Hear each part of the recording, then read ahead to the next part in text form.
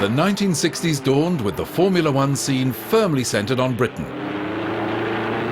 Defending world champion Jack Brabham and Stirling Moss continued their duel in 1960 as Lotus and Cooper became the front-running cars. Ferrari was now the only non-British team. In sports cars, Ferrari was challenged by Porsche, especially in the Targa Florio, though Le Mans was a prancing horse preserve.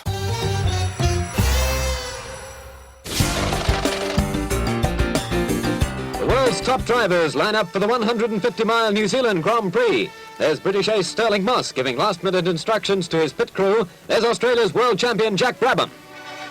They're off. Moss, nearest to camera, gets away well and takes an early lead from Brabham and New Zealander Bruce McLaren.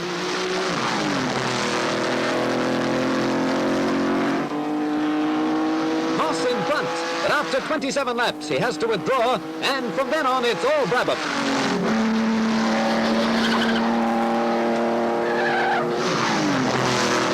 They hit well over 100 miles per hour in the straight, and the crowd of 85,000 cheers as the winner flashes over the line.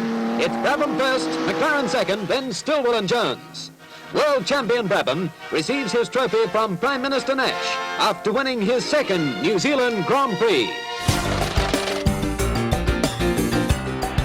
In contrast to the warm weather down under, there were the usual icy conditions for the Monte Carlo Rally.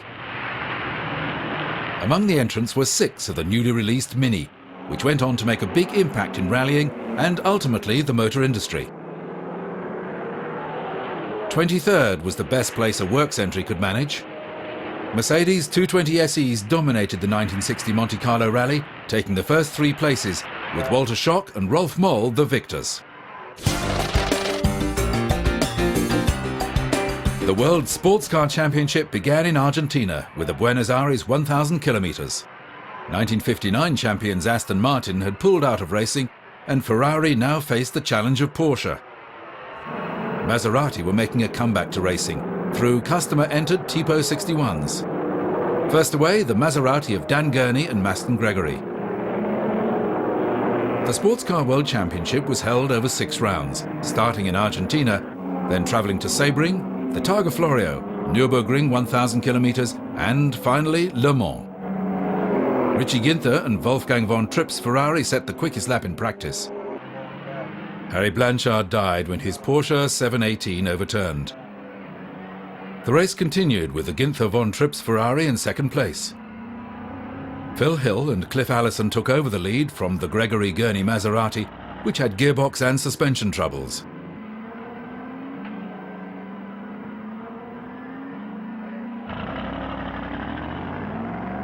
Maurice Trintignant and Hans Hermann finished 7th.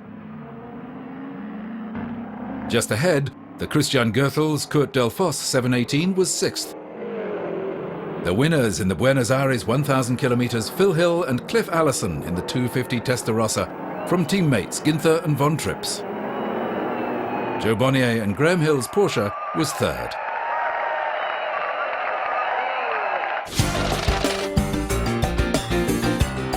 The Formula One World Championship also started in Argentina, but on the permanent Oscar Galvez circuit. Jack Brabham had last year's Cooper T51. Scotsman Innes Ireland led Team Lotus in the new lightweight 18. Ferrari began with old Dino 246s. Stirling Moss was on pole in his Cooper with Innes Ireland alongside.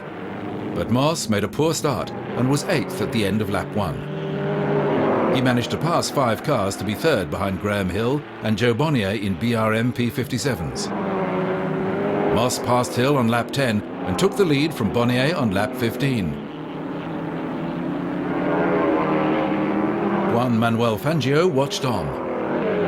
On lap 42, Moss retired with a broken suspension, leaving Bonnier nearly a lap ahead of Innes Ireland. A splash and dash for Froilan Gonzalez, making a one-off appearance for Ferrari. Roberto Monomi received the same refreshment. With 12 laps to go, Bonnier suffered engine trouble. Ireland led, only to have his gear linkage jam, allowing Bruce McLaren to take the win. Cliff Allison was 2nd for Ferrari, while Moss took over Maurice Trintignant's Cooper for 3rd. On the aeroplane back from Argentina, Jack Brabham and John Cooper started designing a new car, the T53 Lowline.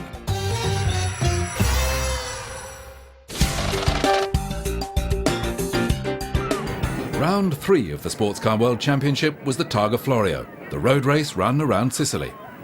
Porsche had won round 2 of the championship, the Sebring 12-hour, with Hans Hermann and Olivier Gendebien. From outright sports races to hotted-up saloons, the cars left the start line at Palermo at 1-minute intervals. They headed out for 10 laps of the 72-kilometre Piccolo circuit. The Targa Florio was the type of race that would suit the nimble cars from Stuttgart. Cliff Allison and Richie Ginther's 250 TR crashed out after 5 laps. The new mid-engine 246S of Von Trips and Phil Hill made its international debut. Vincenzo Riolo and Alessandro Federico's Alfa Romeo Giulietta SS finished 13th. The rare Cooper Monaco T49 Maserati of Colin Davis and Raffaella Camarota.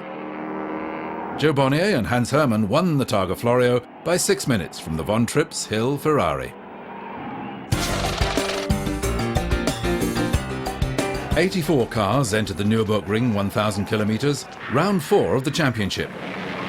Mist and fog remained all day. Jim Clark in the Border Reivers Aston Martin DBR1 took the lead. Clark was passed by Stirling Moss in the Lucky Kazna-entered Maserati Tipo 61 he was sharing with Dan Gurney.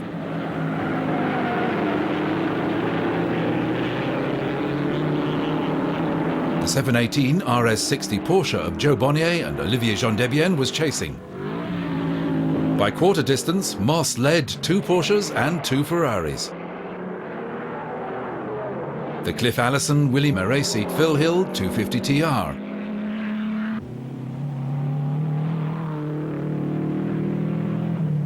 Mike Taylor and Christopher Martin's Lotus 15.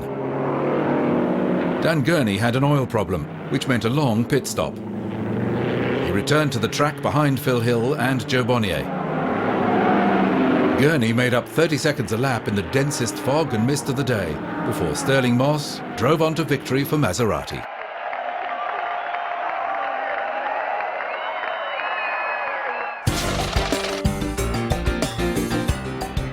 Round 2 of the Grand Prix season was at Monaco. Richie Ginther was at the wheel of the first rear-engine car from Maranello, the 246P. Cliff Allison's Ferrari career ended with a crash in practice. Wealthy American Lance Raventlow debuted his Scarab. Formula Junior founder Count Johnny Laurani talked to Colin Chapman. Stirling Moss had seen how promising Chapman's Lotus 18 was, so his patron Rob Walker brought one. Joe Bonnier took the lead in the BRM. Moss passed Bonnier on lap 17. The race was turned upside down when rain came. Jack Brabham in the new low-line T53 passed Bonnier and Moss while Brooks spun, leaving McLaren in 4th battling with Phil Hill. Dan Gurney had brake problems in his BRM. Phil Hill spun his Ferrari at the station hairpin. Brabham crashed into the wall at Saint-Devote and retired. Moss had to pit to replace a plug lead, and so Bonnier took over until Moss caught him again. A rueful Jack Brabham. Bonnier retired with broken suspension and Graham Hill crashed. Others like Innes Ireland brought out their stricken cars in an attempt to get World Championship points. After 100 laps, Stirling Moss gave Lotus their first World Championship Grand Prix win. Bruce McLaren finished 2nd, with Phil Hill 3rd and Tony Brooks the only other survivor. 2 wins from 2 races put Stirling Moss in a strong championship position.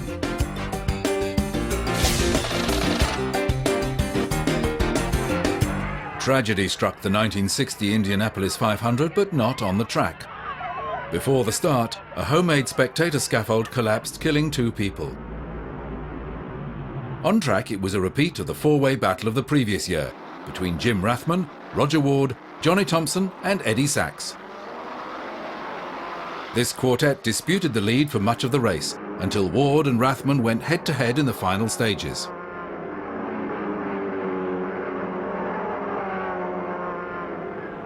A pit stop for 3rd-placed Paul Goldsmith.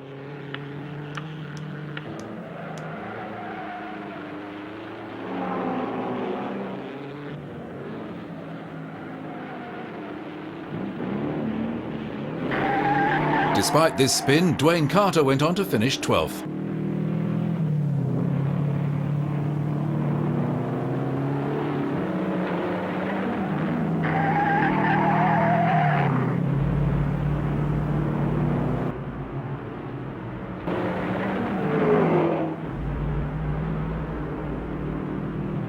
'65 Curtis Stevenson was carried away from his car after clipping the wall. McWithy's Eppley Offenhauser ran out of brakes, hence the uncontrolled but slow journey through the pit lane.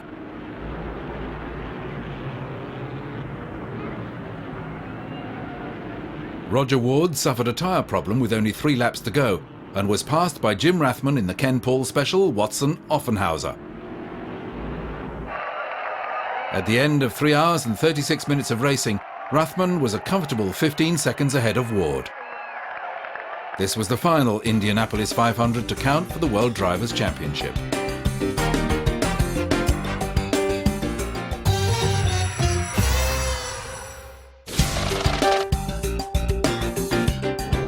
There were disputes over prize money and several teams withdrew from the Dutch Grand Prix. Jack Brabham was anxious to make up for his Monaco mistake. Sterling Moss was on pole with Innes Ireland third. BRMs of Joe Bonnier and Graham Hill shared the second row. Brabham made the best start and led Moss and Ireland. Alan Stacey passed Lotus teammate Ireland on the second lap, but Innes took it back. Cooper's Bruce McLaren moved ahead of Phil Hill's Ferrari, but retired with a driveshaft problem. Newcomer Jim Clark was running 6th in his Lotus.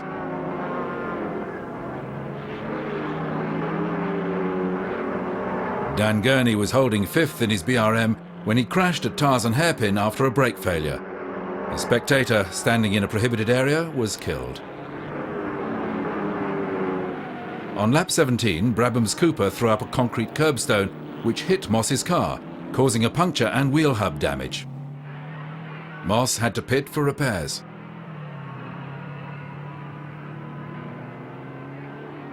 The order was Brabham, Ireland and Graham Hill, who passed Clark when the Scot had gearbox failure. Alan Stacey would retire with a similar problem, leaving Hill to finish third, just ahead of a charging Sterling Moss.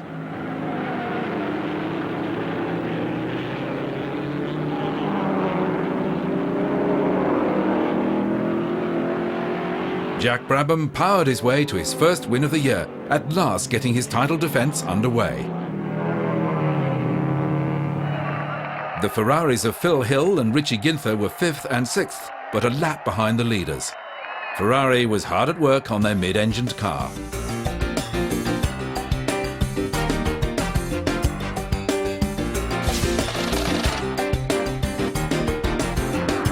The Belgian Grand Prix of 1960 was a disaster. There were 2 big accidents in practice. Sterling Moss suffered an axle failure and was thrown from his Lotus, breaking both legs. Then Mike Taylor had steering failure in his Lotus, the crash ending his career. Jack Brabham took pole, 2.5 seconds faster than the older BRP-run Cooper of Tony Brooks, with Phil Hill's Ferrari sharing the front row. Behind them were the BRP Cooper of local hero Olivier Gendebien and Graham Hill's BRM. Brabham took the lead, followed by Gendebien. Lotus's Innes Ireland then moved into second until he retired with clutch trouble. On lap 17, BRP Cooper driver Chris Bristow, who was fighting for 6th with the Ferrari of Willie Mairesi, lost control at Malmedy and crashed. He was thrown from the car and died. Within 5 laps, Alan Stacey of Team Lotus was also dead, having been hit in the face by a bird near Master. He crashed, was thrown from his car and killed. Despite these gruesome accidents, the race continued with Jack Brabham firmly in the lead, with Bruce McLaren following in his wheel tracks.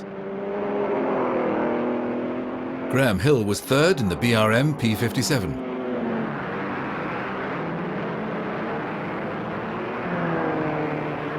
Brabham won the Belgian Grand Prix with muted celebrations. Sterling Moss began his recovery in England, while Alan Stacey and Chris Bristow's families were left to count the tragic cost of motorsport.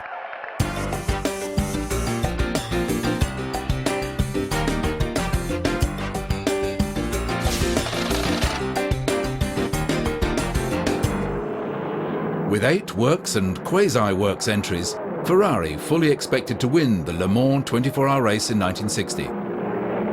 Dan Gurney and Walt Hansgen had the Jaguar E2A prototype. It was quick, but soon retired. Willie Maresi and Richie Ginther's Ferrari was destined to be a non-finisher. The Maserati challenge fizzled out. 59 winner Roy Salvadori was with Jim Clark, sharing an Aston Martin DBR1, entered by Scottish team Border Reivers. They took 3rd place, the only non-Ferrari in the top 7. Olivier Gendebien was back with Ferrari after some drives for Porsche. He combined with fellow Belgian Paul Frère, and they dominated the race from start to finish in their Testarossa. With the best 5 results counting, Ferrari were the 1960 sports car world champions. Thrills at the French Grand Prix start the moment the flag drops. Hill's BRM in the front row fails to start. Trintignant's Cooper rams it, Halford's Cooper goes into a spin, and Bianchi's Cooper pulls away with a crushed radiator cowl. Somehow the mess sorts itself out, though there's some hasty patching up for the pit stop to do.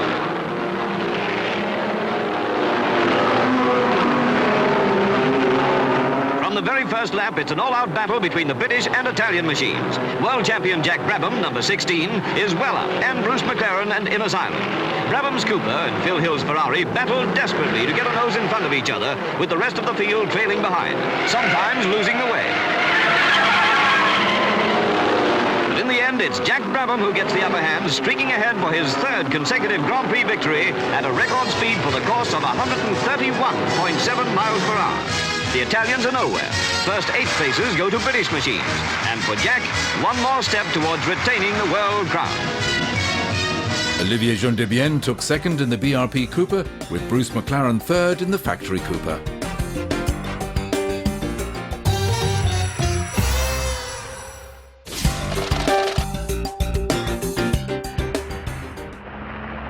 Stirling Moss had recovered sufficiently from his broken legs to travel by helicopter to the British Grand Prix at Silverstone. He received a warm reception from the crowd, eager to find out when he would be returning to the track. A big day of British motor racing, the Grand Prix at Silverstone. World champion Jack Brabham's ready, and a very welcome sight is Stirling Moss, who's flown from hospital to start the race everyone wishes he was driving it.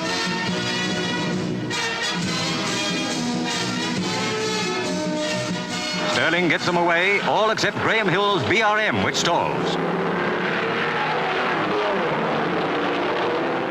But the pit boys soon get him started, and he seems all the more determined because, to the delight of the crowd, he's soon up among the leaders, chasing Jack Brabham for all he's worth.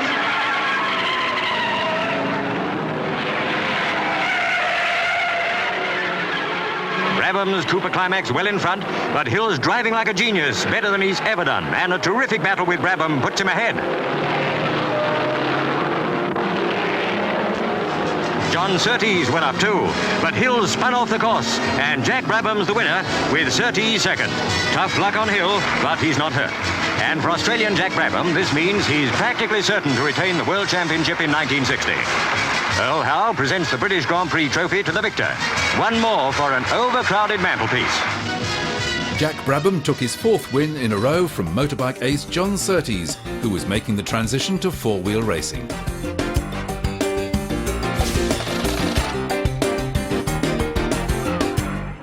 There was a month between the British and Portuguese Grand Prix, and Stirling Moss made his Formula One comeback in Oporto.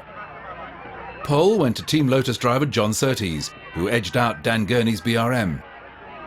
Jack Brabham was 3rd quickest. Moss put his Lotus on the 2nd row alongside Graham Hill's BRM.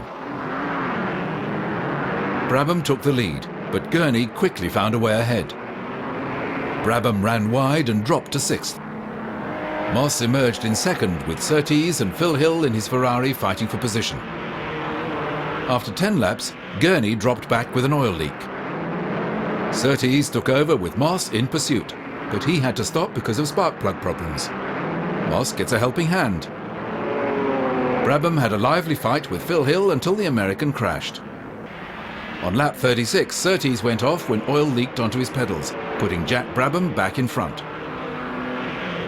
Bruce McLaren came through to finish 2nd for another Cooper 1-2, with Jim Clark finishing 3rd in his cobbled-together Lotus, damaged in a practice crash. Moss was later disqualified for driving against the direction of the race while trying to get going after a spin. Jack Brabham's victory meant that he clinched the World Championship with 2 races remaining.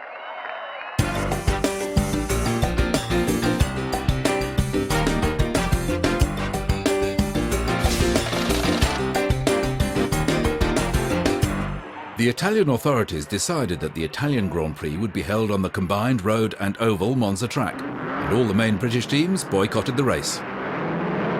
Ferrari dominated, with Phil Hill sharing the front row with Richie Ginther and Willie Maresi. Formula 2 cars were allowed, with Porsche racing a pair of 718s for Hans Hermann and Edgar Barth. Ginther and Hill led, while Maresi was slowed by team orders to help tow a 4th Ferrari, a Formula 2 car being driven by Wolfgang von Trips, away from the 2 Porsches. This helped Giulio Cabianca into 3rd in his Castellotti Cooper. Maresi eventually made his way back to 3rd place, while Hill passed his former mechanic Richie Ginther to win the race. Ferraris finished 1, 2, 3, their only win of the year, and the last by a front-engined Grand Prix car.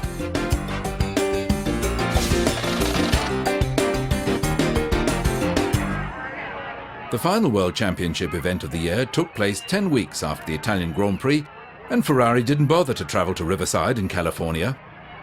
Moss, by now fully recovered from his mid-season crash, took pole by 0.6 of a second from Jack Brabham and Dan Gurney. Joe Bonnier's BRM shared the second row with Jim Clark's Lotus. Brabham made the best start and led Moss for the first 4 laps, but he heard an explosion at the back of the car and pitted. The Australian made 2 stops to try to solve the problem, which was traced to overflow petrol hitting the hot exhausts of the Coventry Climax engine. Moss assumed the lead when Brabham pitted and stayed there all the way to the checkered flag. There at the first and last races of the 2.5-litre formula, 6 years apart, was the 250F Maserati. Bob Drake finished 13th, and Chuck Day finished 10th in the Scarabs' last race. Moss was chased by Gurney. He retired with plug problems, and Bonnier followed, retiring from 2nd with engine trouble. That left Innes Ireland to finish 2nd for Team Lotus, with the Cooper of Bruce McLaren 3rd. Jack Brabham was 4th, a lap behind.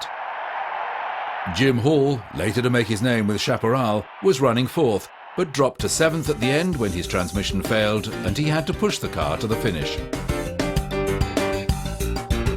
1960 was a triumph for Jack Brabham and for Cooper. Bruce McLaren finished 2nd, and the small team from London won the Constructors' Cup for the 2nd year in a row. A new formula beckoned for 1961. Who was best prepared?